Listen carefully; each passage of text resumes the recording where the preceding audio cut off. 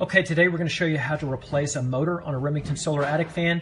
First thing you want to do is clip all the little zip ties. Now all of the power wires and thermostat wires come all zip tied, and once you remove those it'll all make a lot more sense. Go ahead and replace that. We'll pull that off, and then there's really nothing else to cut, but let's go ahead and open these up. And you see the junction box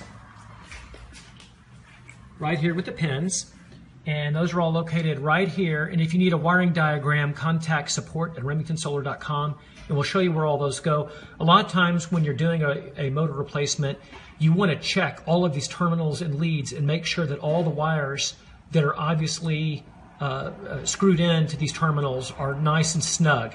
It's very common that if there is a problem, one of the biggest things we look for is a loose wire that was maybe loosened during shipping or during installation. But let's go ahead and start with the motor replacement.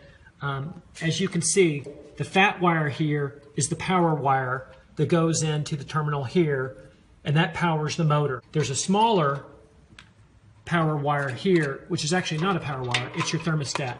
So we're going to go ahead and clip that. And by the way, this thermostat should be clipped anyway.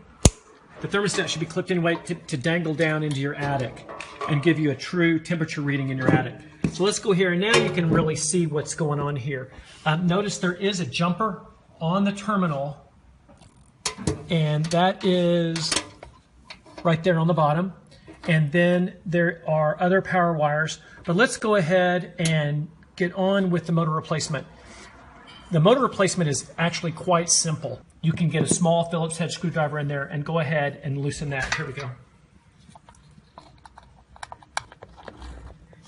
And the whole fan blade drops down. Now let's go ahead and loosen the 3 screws. And you don't have to completely unscrew them. Let's go ahead and release.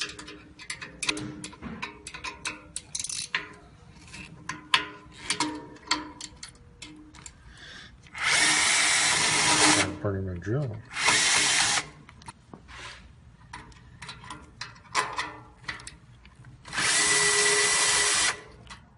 And then we'll loosen the leads.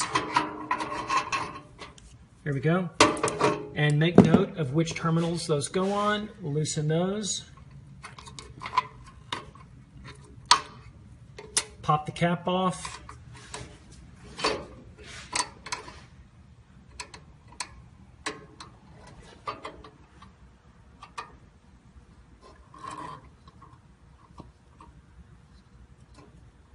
There we go.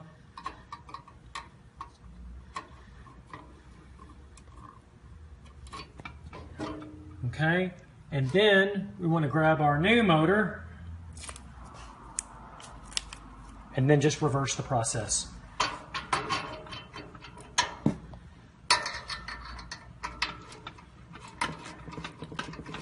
And that goes where the groove on the motor is.